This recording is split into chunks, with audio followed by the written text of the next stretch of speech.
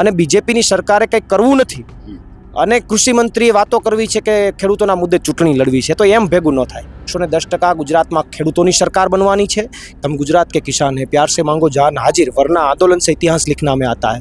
ગુજરાતનો તમામ ખેડૂત ભાજપથી પીડિત છે અને ભાજપ સરકાર એને આપવામાં નિષ્ફળ રહી છે। આખી યાત્રા દરમિયાન અમને ખબર પડી છે। આવનારા સમયમાં સરકારને, બીજેપી સરકારને ઘેરવામાં આવશે અને ખેડૂતો માટે લડાઈ લડવામાં આવશે। આખા ગુજરાતના ખેડૂતોમાં આક્રોશ છે।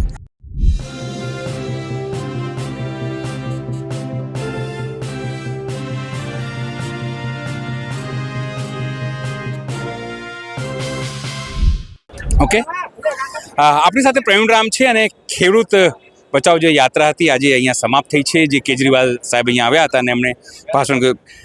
આટલા દિવસ સોમનાથથી લઈને ગાંધીનગર સુધીની યાત્રા હતી। સૌથી પહેલાં તો એ જ પૂછીશ કે આજે અહીંયા સમાપન થયું છે, આ સમાપન છે કે આ શરૂઆત છે? ના જુઓ, ખેડૂતો માટેની લડાઈ જે છે એ સમાપનમાં ક્યારેય ન હોય। આ તો એક અધ્યાયની પૂર્ણાહુતિ થઈ છે। આમ આદમી પાર્ટી ખેડૂતો માટે કાયમી માટે લડે છે, આંદોલન કરે છે, એનું એક આ પ્રમાણ છે। જેલમાંથી આવ્યા પછી અમારી હિંમત તૂટી નથી, અમે ખેડૂતો માટે સતત લડતા રહ્યા છે, એ ગુજરાતના લોકોને ખબર પડી ગઈ છે।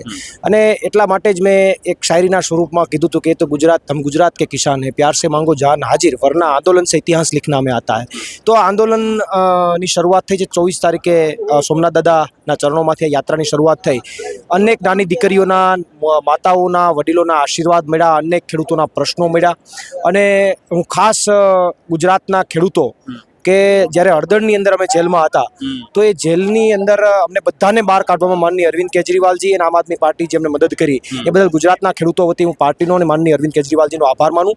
અને આજની સમાપન સભામાં, આજે આ યાત્રાનું સમાપન ગાંધીનગર હતું, તો આજની સમાપન સભામાં માનનીય અરવિંદ કેજરીવાલજી ઉપસ્થિત રહ્યા, એ બદલ હું માનનીય અરવિંદ કેજરીવાલજીનો ગુજરાતના ખેડૂતો વતી આભાર માનું છું। અને આવનારા દિવસોમાં પણ આમ આદમી પાર્ટીની ખેડૂતો માટેની લડાઈ ચાલુ રહેશે। આટલા દિવસોમાં 13-14 જિલ્લાઓ, આટલી બધી વિધાનસભાઓ, ખેડૂતોનો કેવો રિસ્પોન્સ રહ્યો છે વચ્ચે વચ્ચે? જે તો તમે લોકો ચોપાલ બેઠક, ખાટલા બેઠક તમામ વસ્તુ કરતા રહ્યા જો ખાટલા બેઠક થઈ, સભાઓ થઈ, એમની અંદર ખેડૂતોનો ખૂબ સારો રિસ્પોન્સ રહ્યો।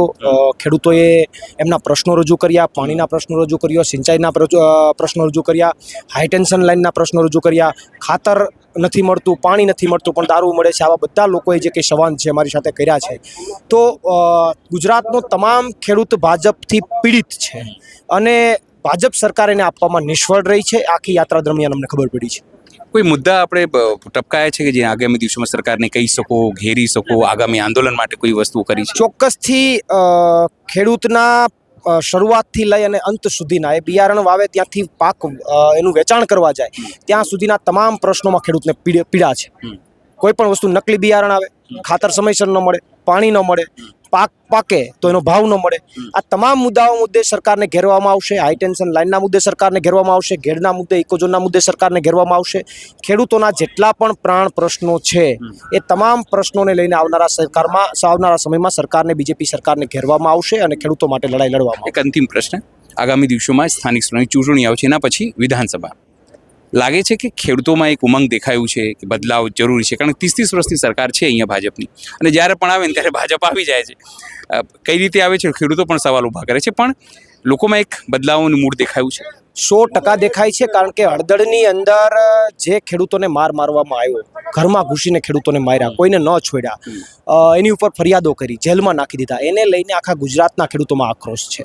અને આ આક્રોશ 110% આવનારી તાલુકા, જિલ્લા અને વિધાનસભાની અંદર તમને દેખાશે। આવનારા સમયની અંદર 110% ગુજરાતમાં ખેડૂતોની સરકાર બનવાની છે। ખેડૂતો એનું, આજે જેમ અરવિંદજીએ કીધું એમ, કે ખેડૂતોની સરકાર બનશે અને ખેડૂતો જ એનું સંચાલન કરશે।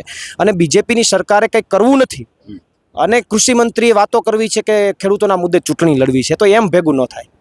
પહેલાં તો કંઈક કરવું પડે ખેડૂતો માટે, તો તમે ચૂંટણી લડવા નીકળો તો કંઈક મત માગી શકો, બાકી મત ન મળે। અને આવનારા સમયમાં 110% આમ આદમી પાર્ટીને ખેડૂતોના આશીર્વાદ મળવાના છે। ધન્યવાદ। સ્વાભાવિક છે, જે રીતે પ્રવીણ રામે પોતાની વાત મૂકી છે, બદલાવની વાત એ કહી રહ્યા છે, ખેડૂતોને મુદ્દાઓની વાત કહી રહ્યા છે, અલગ અલગ સમસ્યાઓની વાત કહી રહ્યા છે, પણ એટલું જરૂર છે કે આ શરૂઆત છે, આગામી દિવસોમાં એક વધુ આંદોલન કરવાની વાત તેઓ કહી છે।